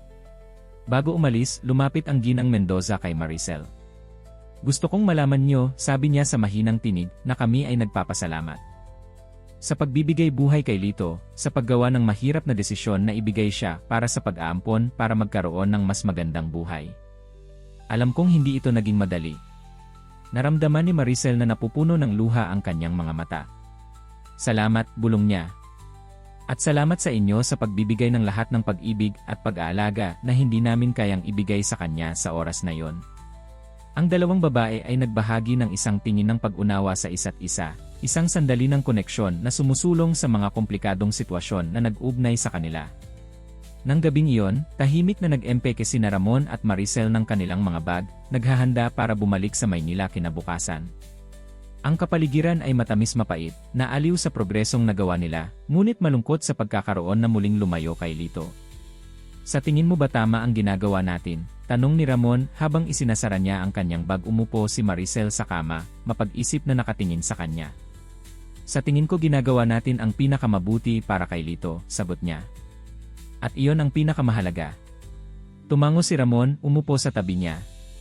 Ang problema lang ngayong nakita na natin siya, ngayong napakalapit na natin, ang ideya ng pagbalik sa Maynila at paghihintay. Alam ko, sabi ni Maricel, hinawakan ang kanyang kamay. Ngunit isipin mo kung gaano kalayo ang narating natin. Ilang linggo pa lang ang nakaraan, hindi pa natin alam kung nasaan si Lito. Ngayon, hindi lamang natin alam, kundi mayroon na tayong pangako na balang araw ay maaari tayong maging bahagi ng kanyang buhay. Mahina ang ngiti ni Ramon. Tama ka. Mahirap lang ang paghihintay. Magiging mahirap nga, sumasang-ayon si Maricel. Ngunit magkasama tayo dito. At kapag dumating na ang oras para formal na makilala si Lito, ito ay magiging sulit sa bawat segundo ng paghihintay. Kinaumagahan, habang sumasakay sila sa eroplano pabalik sa Maynila, pareho silang nakakaramdam ng paghahalo ng mga emosyon. Kalungkutan sa pag-alis sa Baguio at ang pagkakahawig ni Lito, ngunit pag-asa rin para sa hinaharap na bumubukas sa harap nila. Ang mga sumunod na linggo sa Maynila ay isang ehersisyo sa pasensya. Nilubog ni Ramon ang kanyang sarili sa kanyang trabaho, sinusubukang manatiling abala. Ibinalik ni Maricel ang kanyang trabaho sa publishing house na may bagong sigla, inilalagay ang kanyang enerhiya sa mga manuskrito na kanyang ni-edit. Bawat ilang araw, nakakatanggap sila ng update mula kay Ligaya o sa mga Mendoza. Ang unang mga mensahe ay maikli. Nagsimula kaming makipag-usap kay Lito tungkol sa pag-aampon sa pangkalahatan. Tila siya ay mausisa, ngunit hindi pa siya naghihinala. Si Lito ay nagkaroon ng ilang tanong tungkol sa mga batang inampon ngayon. Tila siya ay nagpuproseso ng impormasyon ng mabuti. Bawat mensahe ay nagdudulot sa kanilang mga puso na tumibok ng mas mabilis, nalalaman na sila ay isang hakbang na mas malapit sa kanilang anak. Halos 2 buwan pagkatapos ng kanilang pagbabalik sa Maynila nang natanggap nila ang tawag na kanilang hinihintay. Ito ay ang Ginoong Mendoza.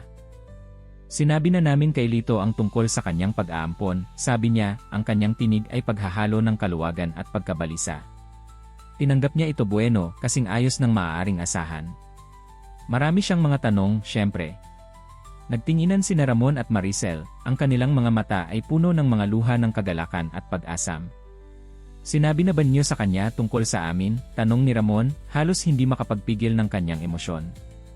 May isang pause sa kabilang linya. Sa wakas ay sumagot ang Ginoong Mendoza. Sinabi namin sa kanya na ang kanyang mga tunay na magulang ay hinahanap siya, na gusto nilang makilala siya. At paano siya nag-react? Tanong ni Maricel, ang kanyang tinig ay halos bulong. Siya ay mausisa, sabi ng Ginoong Mendoza.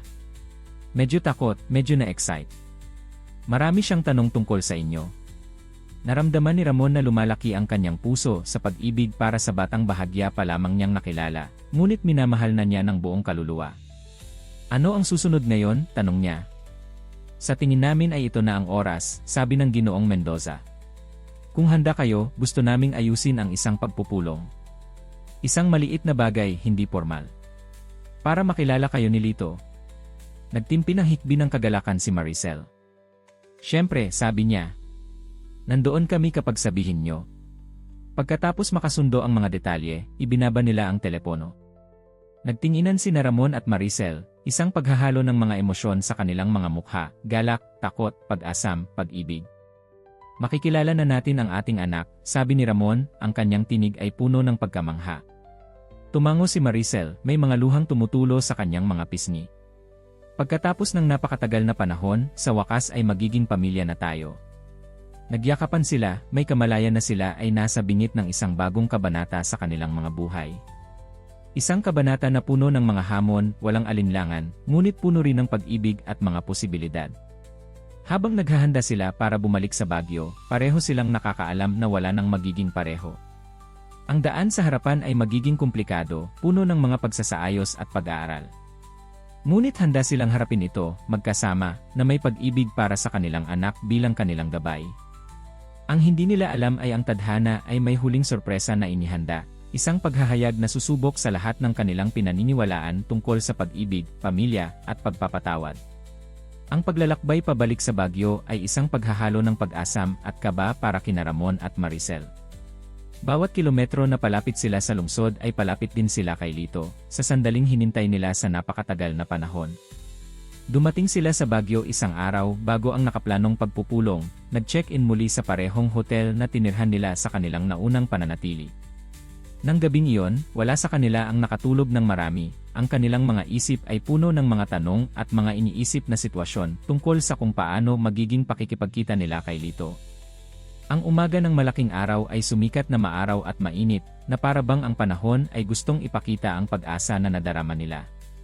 Maingat silang nagbihis, gustong magbigay ng magandang impresyon, ngunit hindi naman mukhang masyadong formal. Sa tingin mo ba magugustuhan niya tayo? Tanong ni Maricel, habang tinitignan niya ang kanyang sarili sa salamin, kinakabahang iniayos ang kanyang blusa. Lumapit sa kanya si Ramon, niyayakap siya mula sa likuran. Mamahalin mo siya, sabi niya ng malumanay. Ikaw ang kanyang ina pagkatapos ng lahat. Umikot si Maricel sa kanyang mga braso, tinitingnan siya na may mga matang puno ng emosyon. At ikaw ang kanyang ama. Magkasama tayo dito, tama? Palagi, sagot ni Ramon, malumanay na hinahagkan siya. Ang pagpupulong ay nakaplano na gaganapin sa isang parke malapit sa bahay ng mga Mendoza. Nang dumating sina Ramon at Maricel, nakita nila ang pamilya na nakaupo na sa isang bangko malapit sa isang maliit na lawa. Si Lito ay nasa pagitan ng kanyang mga magulang na umampon sa kanya, ang kanyang maliit na figura ay nagpapamalas ng paghahalo ng kuryosidad at kaba.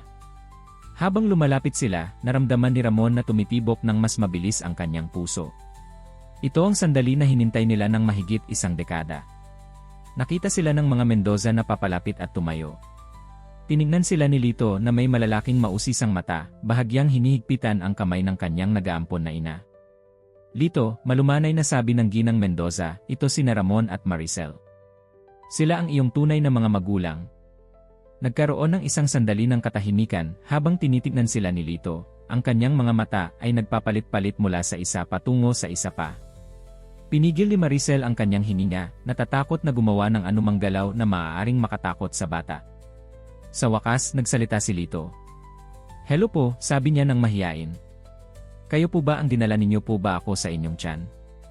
Naramdaman ni Maricel na napupuno ng luha ang kanyang mga mata. Mahal, sabi niya nang malumanay. Dinala kita sa aking tiyan. Tumango si Lito, pinoproseso ang impormasyon. Pagkatapos ay tumingin siya kay Ramon. At ikaw po ba ang aking ibang tatay? Lumuhod si Ramon upang maging kapantay ng mata ni Lito. Ako nga, sabi niya na may pag-emosyong tinig. Tiningnan sila ni Lito ng ilang sandali pa, at pagkatapos, sa gulat ng lahat, humakbang siya pasulong at niyakap sila. Ito ay isang mabilis na yakap, halos mahiyain, ngunit sapat na para maramdaman ni Ramon at Maricel na natunaw ang kanilang mga puso. Ang sumunod na ilang minuto ay isang buhawi ng mga emosyon. Umupo silang lahat ng magkakasama, at nagsimulang magtanong si Lito, ang kanyang likas na kuryosidad ay nangingibabaw sa kanyang paunang hiya. Bakit niyo ako ibinigay para sa pag-aampon? Tanong niya sa isang sandali, ang kanyang tinig ay maliit ngunit matatag. Nagtinginan sina Ramon at Maricel. Inasahan nila ang tanong na ito, ngunit gayunpaman, ang pagdinig nito mula sa bibig ng kanilang anak ay masakit.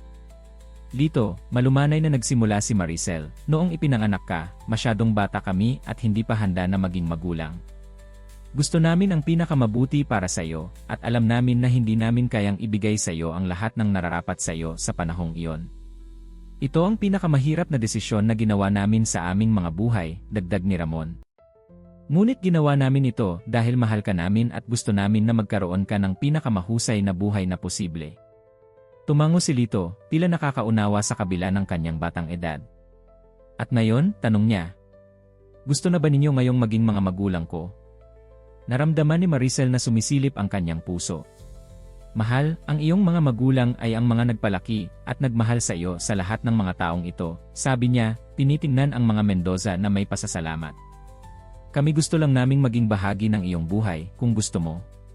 Tila nag-isip si Lito tungkol dito ng isang sandali.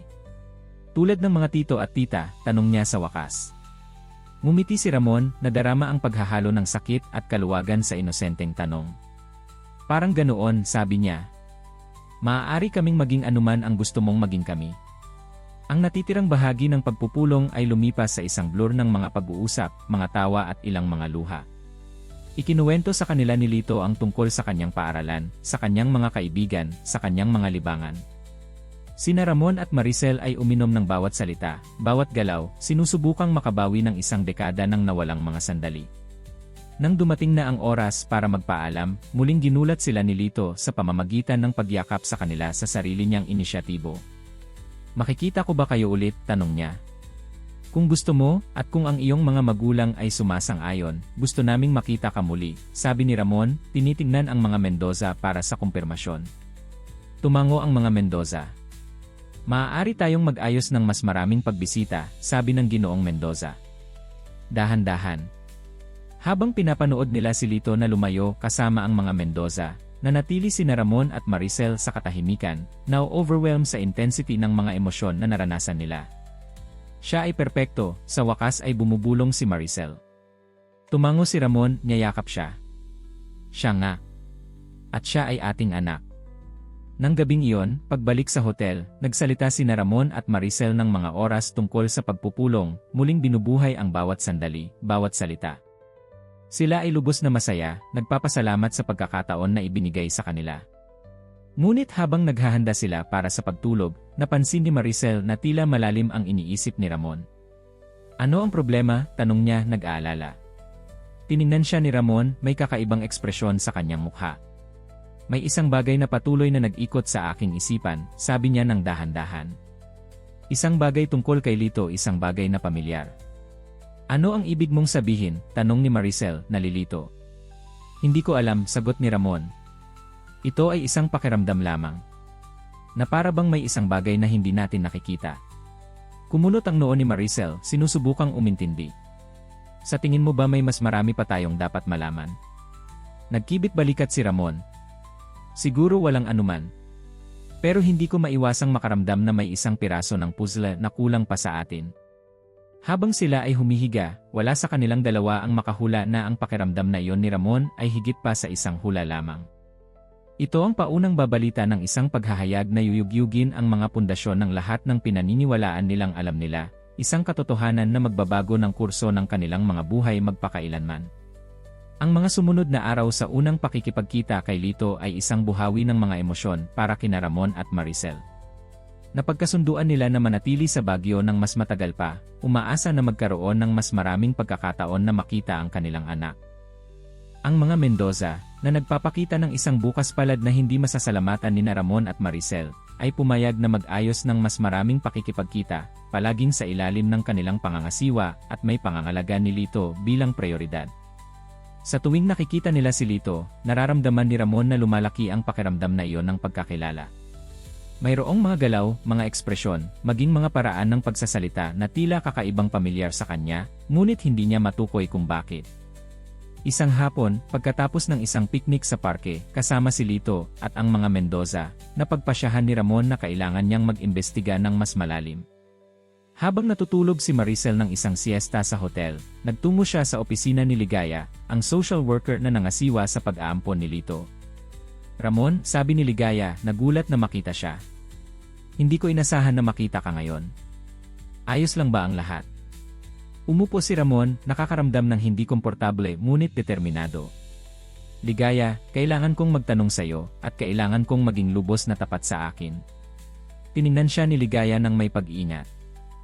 Siyempre. Tungkol saan ito? Mayroon pa bang dapat kong malaman tungkol sa pag-aampon ni Lito?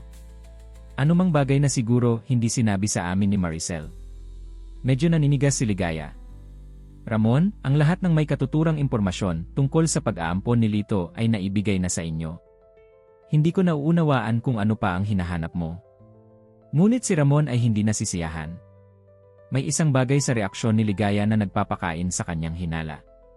Ligaya, pakiusap. Kung may anumang bagay pa, kailangan kong malaman. Ito ay mahalaga. Tinitigan ni Ligaya si Ramon ng matagal na parang nakikipagbaka sa kanyang sarili. Sa wakas, nagbuntong hininga siya ng malalim at tumayo upang isara ang pinto ng kanyang opisina. May isang bagay, sabi niya sa mahinang tinig, bumabalik upang maupo. Isang bagay na hindi sinabi sa inyo, ni sayo ni kay Maricel. Isang bagay na hindi rin alam ng mga Mendoza. Naramdaman ni Ramon na bumibilis ang tibok ng kanyang puso. Ano yon, Ligaya? Pakiusap, sabihin mo sa akin. Isinara ni Ligaya ang kanyang mga mata ng isang sandali, na parang nagtitipon ng lakas. Nang binuksan niya ang mga ito, direkta siyang tumingin kay Ramon. Si Lito ay hindi tunay na anak ni Maricel. Ang mga salita ay bumagsak tulad ng isang bomba sa maliit na opisina. Naramdaman ni Ramon na tumigil ang mundo sa kanyang paligid. Ano, sa wakas ay nagawang sabihin niya, ang kanyang tinig ay halos bulong. Pero si Maricel ay buntis. Ibinigay niya si Lito para sa pag-aampon. Tumango si Ligaya ng dahan-dahan. Si Maricel ay buntis. Ngunit nagkaroon ng mga komplikasyon sa panganganak. Ang sanggol ay hindi nabuhay. Naramdaman ni Ramon na nagkulang siya ng hangin. Kung gayon, paano? May isa pang sanggol, nagpatuloy si Ligaya, ang kanyang tinig ay puno ng emosyon. Isang sanggol na ipinanganak sa parehong araw, sa parehong ospital. Ang kanyang ina ay namatay habang nanganganak at wala siyang ibang mga kamag-anak. Nang napagpasyahan ni Maricel na ibigay ang kanyang sanggol para sa pag-aampon, ang mga doktor gumawa ng isang desisyon. Tumayo si Ramon mula sa kanyang upuan, hindi kayang manatiling nakatigil. Sinasabi mo ba sa akin na binigyan nila si Maricel ng isang sanggol na hindi sa kanya? Na nagsinungaling sila sa kanya? Tumango si Ligaya, mga luha ay nabubuo sa kanyang mga mata. Ginawa nila ito na may mabuting intensyon. Inisip nila na mas mabuti ito para sa lahat. Si Maricel ay hindi kailangang harapin ang pagkawala ng kanyang sanggol, at ang iba pang sanggol ay magkakaroon ng pagkakataon na magkaroon ng isang pamilya. Hinawakan ni Ramon ang kanyang buhok, sinusubukang iproseso ang impormasyon. Pero ako ang tatay ni Lito, tama? Umiling si Ligaya. Hindi, Ramon. Hindi ikaw ni si Maricel ay may kaugnayan sa dugo kay Lito. Ang katahimikang sumunod ay nakabibingi. Muli siyang umupo si Ramon, nakakaramdam ng ganap na pagka-overwhelm. Bakit mo sinasabi ito sa akin ngayon? Tanong niya sa wakas. Tiningnan siya ni Ligaya ng malungkot. Dahil nararapat niyong malaman ang katotohanan. At dahil maaaring kailanganin ni Lito ang impormasyong ito sa hinaharap para sa mga medikal na kadahilanan.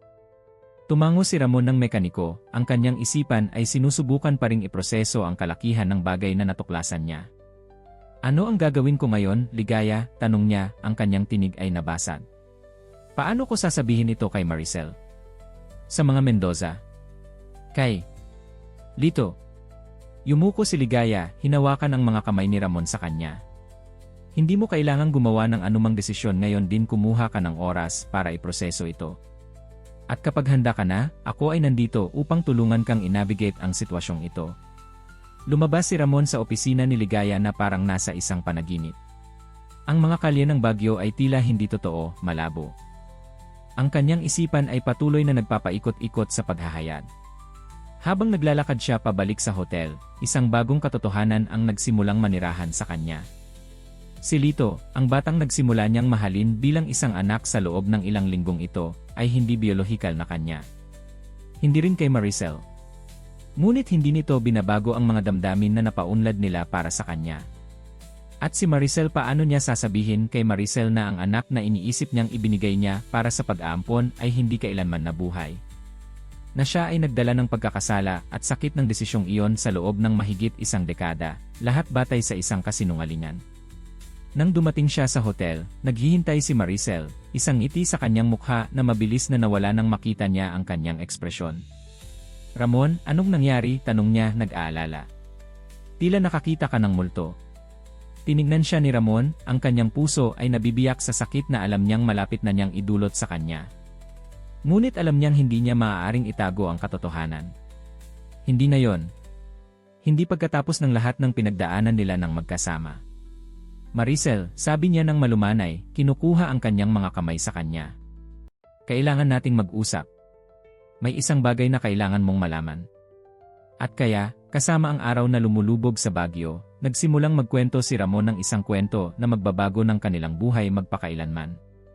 Isang kwento ng pagkawala, ng panlilinlang, ngunit gayon din ng pag-ibig at ng tunay na kalikasan ng pamilya. Ang hindi alam ng kanilang dalawa sa sandaling iyon ay ang paghahayag na ito, bagaman masakit, ay magbubukas ng pinto sa isang bagong pag-unawa ng pag-ibig at pamilya, at dadalhin sila sa paggawa ng mga desisyon na hindi nila maiisip kailanman. Ang katahimikang sumunod sa paghahayag ni Ramon ay nakabibingi. Tinitigan siya ni Maricel, ang kanyang mukha ay isang maskara ng hindi paniniwala at sakit. Hindi, bumubulong siya sa wakas. Hindi maaaring totoo. Lumapit si Ramon sa kanya, sinusubukang kunin siya sa kanyang mga braso, ngunit umatras si Maricel. "Huwag mo akong hawakan," sigaw niya, ang mga luha ay nagsisimulang dumaloy sa kanyang mga pisngi. "Paano mo sasabihin sa akin ito? Paano mo sasabihin sa akin na ang anak na dinala ko sa aking sinapupunan, ang anak na ibinigay ko para sa pag-aampon, ay hindi kailanman nabuhay?" "Maricel, pakiusap," nagmamakaawa si Ramon. "Alam kong mahirap paniwalaan, ngunit kinumpirma ni Ligaya sa akin. Mayroon siyang mga record eh." "Hindi," putol ni Maricel. "Hindi maaaring totoo. Naramdaman ko siyang lumaki sa loob ko. Naramdaman ko siyang gumalaw. Ipinanganak ko siya." Naramdaman ni Ramon na ang kanyang sariling puso ay nabibiyak sa pagkakita ng sakit ni Maricel. "Alam ko, mahal. At labis kong ikinalulungkot. Ngunit ang sanggol, ang ating sanggol ay hindi nabuhay." Bumagsak si Maricel sa sahig, umiiyak ng di mapigilan. Lumuhod si Ramon sa kanyang tabi, binalot siya sa kanyang mga braso. Sa pagkakataong ito, hindi niya siya tinanggihan. Lumipas ang mga oras na ganito, nagyayakapan sa sahig ng silid ng hotel, magkasamang umiiyak para sa anak na hindi nila kailanman nakilala, para sa mga taon ng pagkakasala at pagsisisi batay sa isang kasinungalingan, para sa malupit na pagkakaganap na nakahanap sila ng isang batang inakala nilang sa kanila, ngunit lumitaw na hindi pala. Nang sa wakas ay kumalma sila, tiningnan ni Maricel si Ramon na may mga matang namumula.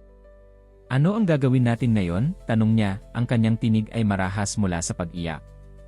Umiling si Ramon. "Hindi ko alam," inamin niya. "Ngunit ang alam ko ay, anuman ang mapagpasyahan natin, gagawin natin ito ng magkasama." Ang sumunod na mga araw ay isang buhawi ng mga emosyon at mahihirap na desisyon. Sina Ramon at Maricel ay nagkaroon ng mahaba-habang pag-uusap kay Ligaya, ina-review ang mga record, sinusubukang maunawaan kung paano at bakit nagawa ang isang napakaseryosong desisyon. "Ito ay isang pagkakamali," inamin ni Ligaya. "Isang mabuting intensyon na pagkakamali, ngunit isang pagkakamali pa rin. Inakala ng mga doktor na ginagawa nila ang pinakamabuti para sa lahat. Ngunit ang kaalaman sa mabuting intensyon sa likod ng desisyon ay hindi ginagawang mas madali upang tanggapin ito." Si Maricel ay gumugol ng mga araw na nagpapalit-palit sa pagitan ng galit, sakit, at isang malalim na depresyon. Ginagawa ni Ramon ang lahat ng kanyang makakaya upang suportahan siya, ngunit siya mismo ay nakikipagbaka sa kanyang sariling mga emosyon. Sa gitna ng lahat ng ito, naroon si Lito. Ang batang kanilang minahal, na kanilang pinaniniwalaan na kanilang tunay na anak, ngunit ngayon alam nilang hindi. Ano ang ibig sabihin nito para sa kanilang relasyon sa kanya? Sa isa sa kanilang mahabang pag-uusap sa gabi nang magtanong si Maricel ng tanong na pareho nilang iniiwasan. "Ano ang sasabihin natin kay Lito?" tanong niya sa mahinang tinig. "At sa mga Mendoza?" Malalim na bumuntong hininga si Ramon. "Hindi ko alam," inamin niya. "Bahagi ng akin ang gusto silang sabihin ang katotohanan. May karapatan silang malaman ito. Ngunit ang isa pang bahagi, ayaw mawala ni Lito ng isa pang bahagi," kumpleto ni Maricel. Tumango si Ramon. Eksaktong-eksakto. Alam kong hindi siya ang ating tunay na anak, ngunit mahal natin siya. At tinanggap niya tayo sa kanyang buhay. Nanatiling tahimik si Maricel ng isang sandali, malalim na nag-isip. Alam mo, sabi niya sa wakas, nang napagpasyahan kong ibigay ang aking sanggol para sa pag-aampon, ginawa ko ito dahil gusto kong magkaroon siya ng pinakamabuting buhay na posible. Gusto kong magkaroon siya ng mga magulang na maaaring magbigay sa kanya ng lahat ng pag-ibig at katatagan na hindi ko kayang ibigay sa panahong iyon. Tiningnan siya ni Ramon, naghihintay na makita kung saan siya pupunta sa puntong ito. At iyon ay eksaktong kung ano ang mayroon si Lito, nagpatuloy si Maricel. Mayroon siyang mga kahanga-hangang magulang na nagmamahal sa kanya at nagpalaki sa kanya. At ngayon, mayroon na rin siyang tayo. Siguro ito ang dapat mangyari. Naramdaman ni Ramon na may isang bagay na lumuwag sa kanyang dibdib. Sinasabi mo ba na dapat nating panatilihing lihim ito? Yumiling si Maricel. Hindi eksaktong ganoon. Sa tingin ko dapat nating sabihin ang katotohanan sa mga Mendoza. Nararapat nilang malaman ito at maaaring kailanganin ni Lito ang impormasyong iyon sa medikal sa hinaharap. Ngunit siguro hindi natin kailangang baguhin ang anumang bagay pa.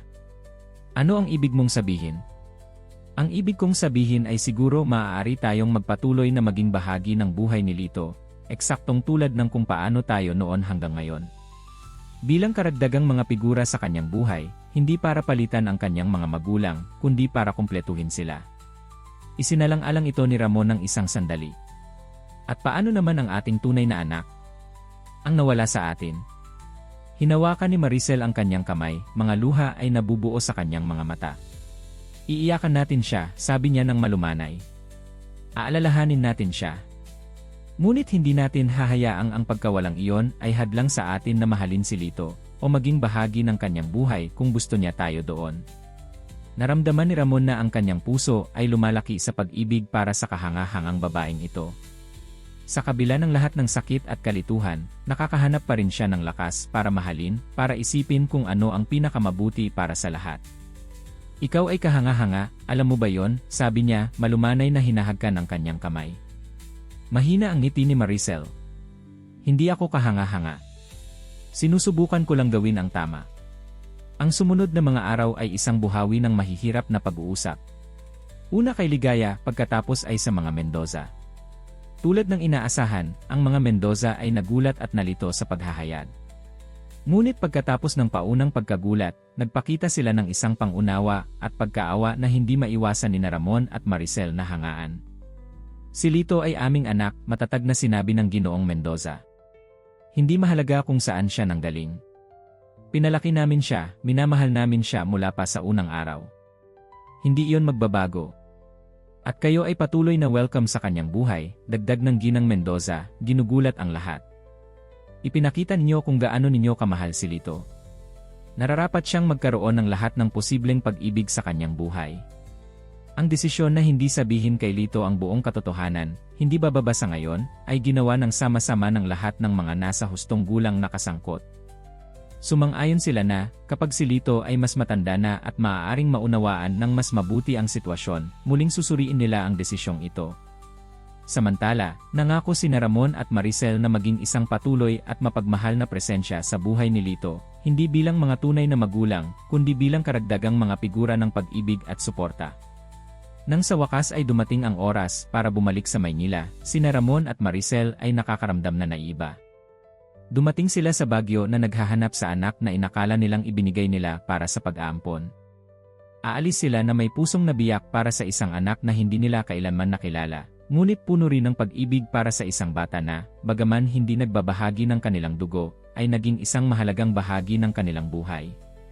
Sa paliparan, habang naghihintay para sa kanilang flight, tumingin si Maricel kay Ramon. Sa tingin mo ba magiging maayos tayo? Tanong niya. Niyakap siya ni Ramon, malumanay na hinahagkan ang kanyang noo. Sa tingin ko magiging higit pa sa maayos tayo, sagot niya.